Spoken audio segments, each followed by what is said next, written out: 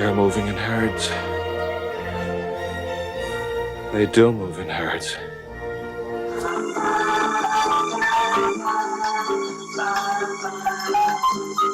In the beginning, there is Love's Baby Soft. This Christmas, Love is Baby Soft, with fragrance for the moment of discovery.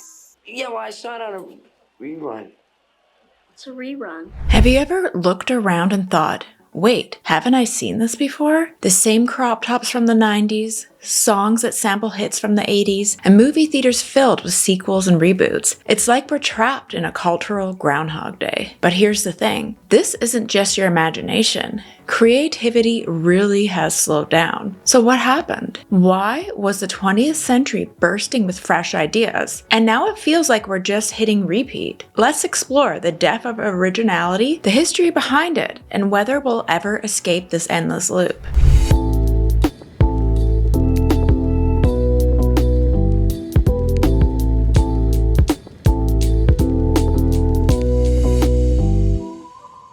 Chapter 1.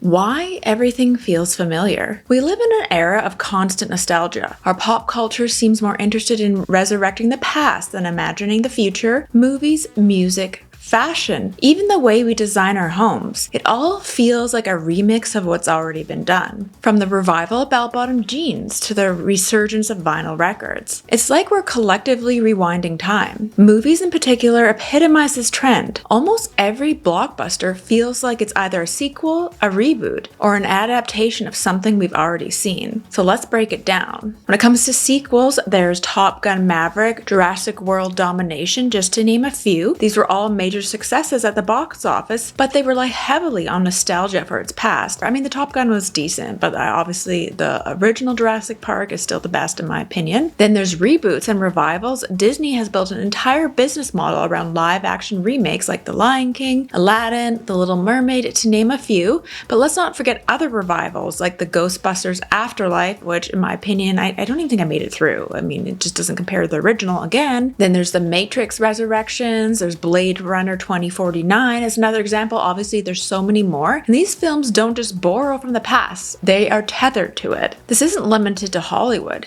TV has embraced the rerun mindset too. Shows like Stranger Things thrives on 80s nostalgia, while reboots of Gossip Girl and the 70s show for that 90s show, and Sex and the City rebooted with And Just Like That, dominating streaming platforms. Even Friends is somehow still one of the most watched TV shows, despite ending over 2 decades ago. In fashion, it's the same story. What's old is new again. Y2K fashion with its low-rise jeans and bedazzled accessories is dominating TikTok and Instagram. Meanwhile, oversized blazers and power suits from the 80s are a staple in high-end fashion collections.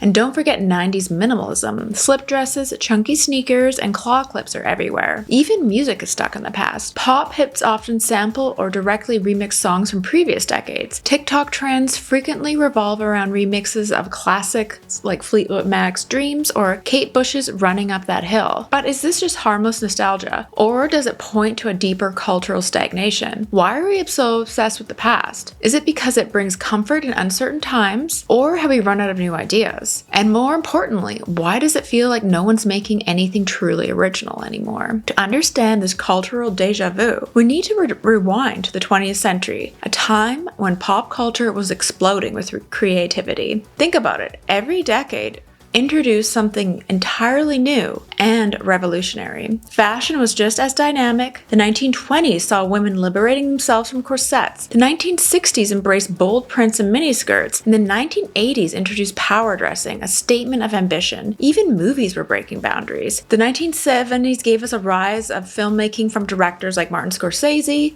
Francis Ford Coppola, while the 1990s saw groundbreaking indie films like Pulp Fiction. So why was the 20th century so bursting with originality? It was a time of immense societal and technological change. Every major historical event sparked a new wave of creativity. So what has changed?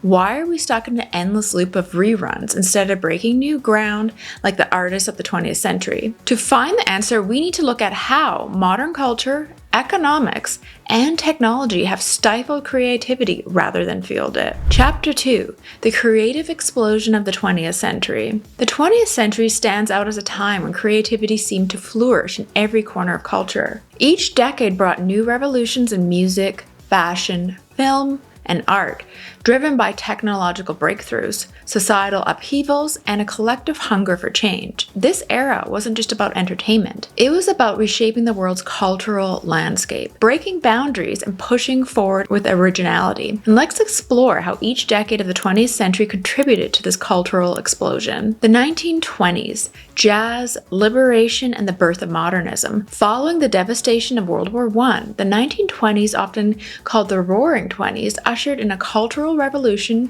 fueled by a desire to celebrate life and embrace modernity. Jazz became the soundtrack of the decade, with its improvisational style breaking away from the rigid structures of classical music. Icons like Louis Armstrong and Duke Ellington brought this new sound to the forefront, symbolizing freedom and rebellion. Fashion underwent a radical transformation as well. Women embraced the flapper style with its loose dresses, shorter hemlines, and bold accessories like bobbed hair and long strings of pearls. Coco Chanel redefined femininity with her androgynous designs and the introduction of the little black dress. In art, the modernist movements like surrealism and Dada challenged traditional notions of beauty, embracing abstraction and absurdity. Cinema also took a giant leap forward, with silent films reaching their peak and the advent of sound films like The Jazz Singer in 1927, changing the medium forever. The 1930s, creativity in the shadow of hardship. The Great Depression defined the 1930s,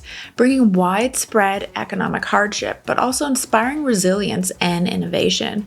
Hollywood entered its golden age during this period, producing iconic films like Gone with the Wind, The Wizard of Oz, and Snow White and the Seven Dwarfs, the first feature-length animated movie. These films not only provided an escape for struggling audiences, but also pushed technological and artistic boundaries. In fashion, practicality reigned. Bias-cut dresses became popular for their elegance and affordability, while designers like Elsa Schiaparelli injected whimsy and surrealism into their work. Music and literature became powerful vehicles for social commentary. Folk singers like Woody Guthrie gave voice to working class, while authors like John Steinbeck documented the struggles of the ordinary people in the works like The Grapes of Wrath. The 1930s proved that even in the darkest time, creativity could thrive as a form of resilience and expression. The 1940s, wartime constraints and post-war optimism. World War II dominated the 40s, shaping culture in profound ways. Propaganda became a key tool for governments, with films, radio, and posters rallying public support and boosting morale. Filmmakers like Frank Capra created patriotic works that inspired hope in a time of global crisis. Women's fashion adapted to wartime restrictions, prioritizing practical styles like utility suits. Even in these constrained conditions, creativity persisted. The post-war period brought a wave of optimism and cultural resurgence. Bebop jazz emerged, led by artists like Charlie Parker and Dizzy Gillespie, introducing a more complex and sophisticated sound. In fashion, Christian Dior's new look revolutionized women's wear, emphasizing femininity and luxury after years of wartime austerity. The 1940s demonstrated how culture often responds to adversity with a renewed sense of creativity and hope. The 1950s, the birth of rock and roll and youth culture. The 1950s were marked by economic prosperity and the rise of consumerism, but they were also the decade that gave birth to youth culture. For the first time ever, teenagers emerged as a distinct demographic with their own tastes, fueled by disposable income and targeted marketing. Rock and roll exploded onto the scene, blending blues, country, and rhythm and blues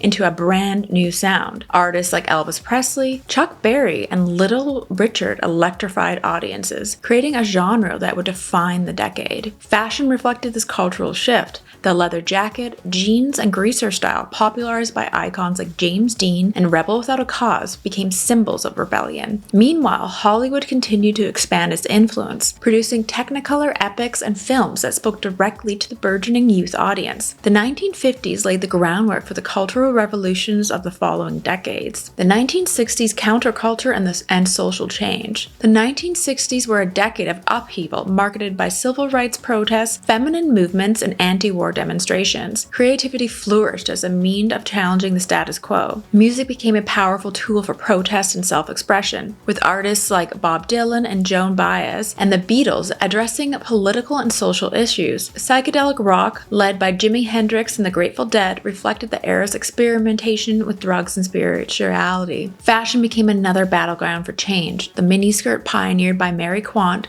symbolized female liberation, while unisex fashion blurred traditional gender lines. In art, Andy Warhol and the pop art movement redefined the boundaries between high and low culture, making everyday objects like soup cans and Coca-Cola bottles into symbols of artistic expression. In film, visionary directors like Stanley Kubrick broke new ground with works like 2001: Space Odyssey, which pushed the boundaries of visual storytelling. The 1960s were about breaking barriers, challenging norms, and using creativity as a force for change. The 1970s, rebellion and escapism. The 1970s were a paradoxical decade defined by both rebellion and escapism. Punk rock emerged as a raw, unfiltered response to societal disillusionment. Bands like the Sex Pistols and the Ramones rejected the polished sounds of the mainstream culture, embracing a DIY ethos that permeated music, fashion, and art. On the other end of the spectrum, disco offered a glittering escape from the reality, artists like Donna Summer and the Bee Gees creating music that celebrated joy and self-expression. Hip-hop, born in the Bronx during this decade, represented another cultural revolution. Blending music, dance, and art, hip-hop provided a voice for marginalized communities and created an entirely new form of storytelling. The 1970s were defined by the rise of subcultures and the celebration of individualism, making it one of the most diverse decades in terms of creativity. In the 1980s, technology and excess. The 1980s were a decade of boldness driven by rapid technological advancements and culture of excess.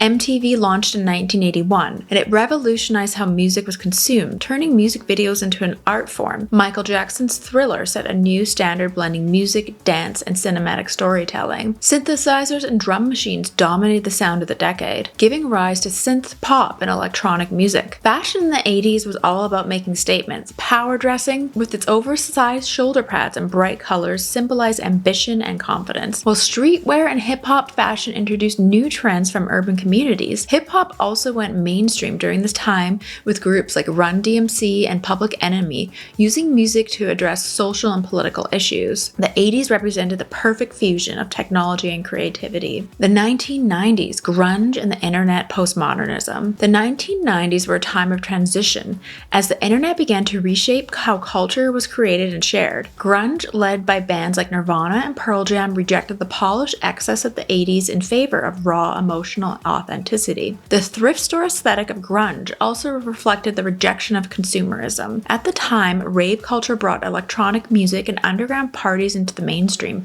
blending art, technology, and community. The internet democratized creativity, giving independent creators and niche subcultures a platform to reach wider audiences. The 90s also embraced postmodern experimentation, where no single aesthetic or genre dominated. Instead, individuality and diversity defined the decade, setting the stage for the fragmented, globalized culture of the 21st century. What made the 20th century so creative was its constant state of flux. Wars, economic booms and busts, social revolutions, and technological breakthroughs created a fertile ground for originality. Each decade responded to the unique challenges of its time, producing bold movements that redefined art, music, fashion, and film. The conditions of the 20th century, localized creativity, rapid innovation, and societal transformation made it a golden age of originality. But as the world entered the 21st century, something changed. To understand why creativity has slowed, we must look at how economics, technology, and globalization have reshaped the cultural landscape. And it's so interesting to just look. I always think about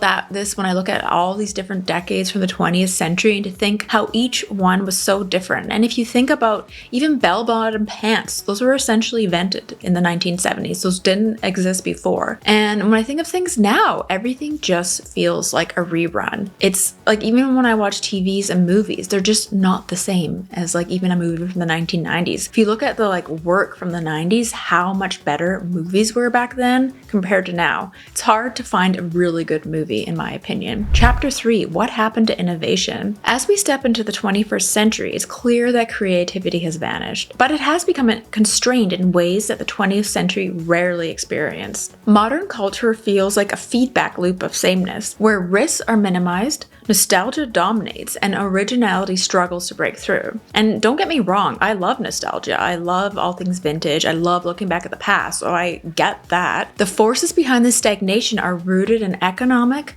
technological, and cultural shifts that have fundamentally reshaped how we create and consume art. To understand what happened to innovation, we must examine these forces in detail. One of the biggest constraints of creativity in the modern era is economic. The 21st century has seen an unprecedented consolidation of industries, where a handful of massive corporations dominate entertainment, fashion, and media. It's true, there's one company, like BlackRock or whatever, that owns everything. This has created an environment where risks are rarely taken. In Hollywood, for example, major studios are less willing to invest in original stories. Instead, they rely on established intellectual property that already has a built-in audience. Sequels, reboots, and adaptations aren't just safer, they're more profitable. This corporate mindset is also evident in music. Large record labels focus on signing artists who fit into proven genres or trends. Pop songs are often written by the same small group of professional songwriters and producers, creating a homogenized sound. Even in fashion, high-end brands frequently revisit their archives, releasing updated versions of past collections instead of innovating entirely new designs. The shift is driven by the high stakes of the global economy. With rising production costs and the pressure to guarantee returns, companies avoid gambling on untested ideas. Originality becomes risky in a world where audiences have been trained to gravitate towards the familiar. The rise of the internet and digital platforms has revolutionized how art is created and consumed, but it also has contributed to the stagnation of creativity. Algorithms now play a significant role in determining what content reaches audiences. Platforms like YouTube, TikTok, Spotify, and Netflix use algorithms to prioritize content that is already popular or similar to existing trends. This creates a feedback loop of repetition. The more something is consumed, the more is promoted, leaving less room for niche or experimental work to break through. Social media amplifies this cycle. Viral trends often involve remixing or referencing existing content. Whether it's TikTok dances set to 80s music tracks, Instagram reels featuring remix of nostalgic songs, originality is often sacrificed for relatability, as creators are incentivized to produce content that aligns with what's already trending. Even in storytelling, the impact of algorithms is felt. Streaming platforms like Netflix rely heavily on data-driven decisions to greenlight projects. Shows are increasingly designed to appeal to broad international audiences, which means creators are often forced to water down unique or culturally specific elements in favor of a universal appeal. And it's true, when you watch movies on platforms like Netflix, they just have a feel. It's just different. It has that kind of, the synthetic AI Netflix feel. Another factor contributing to the stagnation of creativity is a cultural exhaustion. After the whirlwind of innovation during the 20th century, it seems as though we've run out of new ideas. While that's not entirely true, there are still groundbreaking works being created. The pace of cultural evolution has slowed.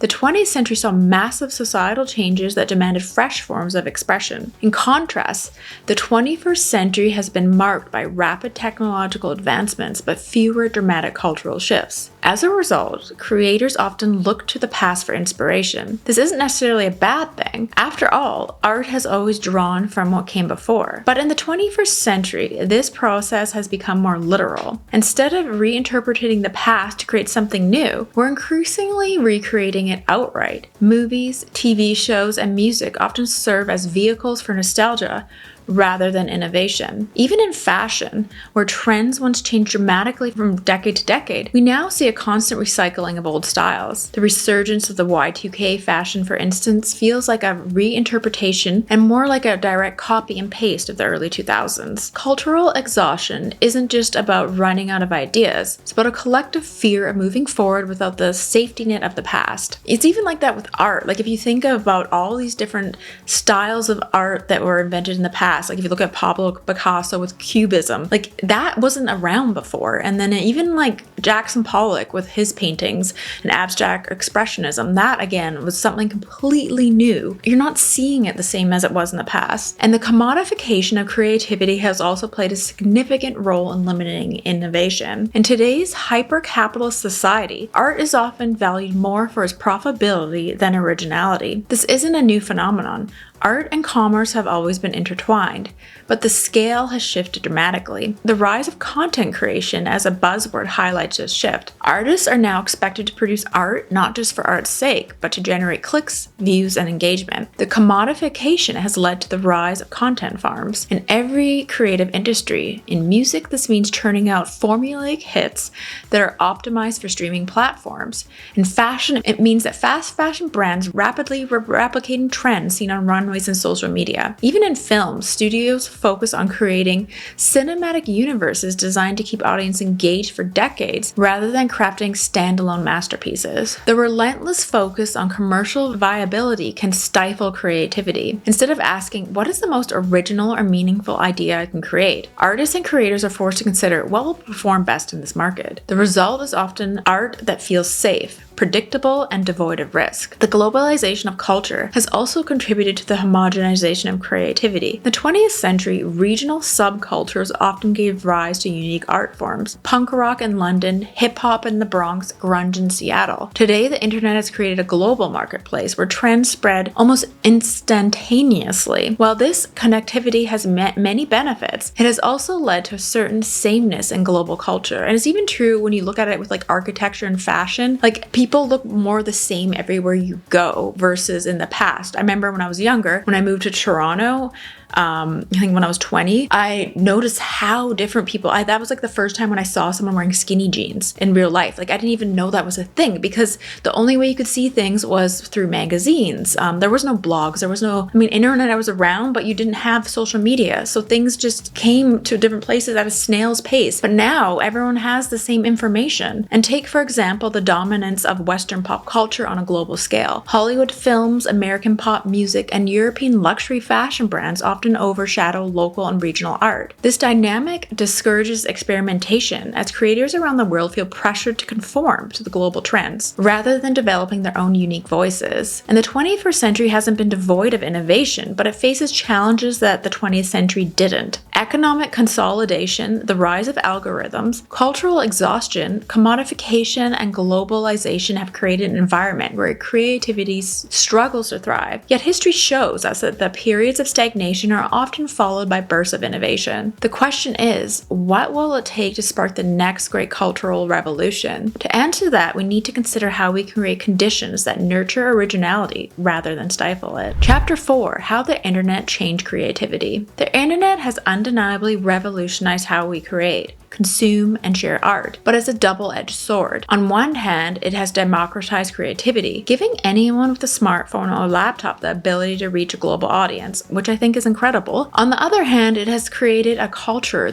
where trends move so quickly and homogeneously that originality struggles to keep up. The internet has become both the great enabler and the great limiter of creativity in the 21st century. One of the defining characteristics of internet-era creativity is the remix culture. Social media platforms thrive on content that builds upon existing material. Whether it's a TikTok dance remix in the 80s, YouTube parody video, or an Instagram reel recreating scenes from a popular TV show. Much of what we consume today is from the past. This isn't inherently bad. Remixing is a valid form of creativity. However, with the sheer volume of remix content has made it harder for original ideas to stand out. The internet has also accelerated the pace of cultural production to an unprecedented degree. In the pre-digital era, trends developed slowly, often within small, localized communities before spreading more broadly. Punk music, for example, started in dive bars and underground scenes before gaining wider recognition. Hip-hop grew out of block parties in the Bronx before becoming the global phenomenon. These movements were shaped by their specific cultural and social conditions, giving them a sense of depth and authenticity. Today, these trends spread almost instantaneously. A new sound, fashion aesthetic, or a meme can go viral within hours. But this speed often comes at an expense of substance. instance. When something becomes popular so quickly, it's often imitated and commodified before it has a chance to fully develop. One of the most significant ways the internet has shaped creativity is through algorithms. Social media uses algorithms to determine which content gets seen, heard, or recommended. The algorithms are designed to prioritize engagement, often promoting content that aligns with existing trends or preferences rather than highlighting something entirely new. This creates a feedback loop where the same types of content are repeatedly pushed to the forefront. For example, a new Netflix show might be recommended to you because it shares similarities with something you've already watched. This can be helpful for discovering content you're already enjoying. It also means that creators are often incentivized to mimic what's already popular. A filmmaker pitching a new project might be told, make it more like the Stranger Things,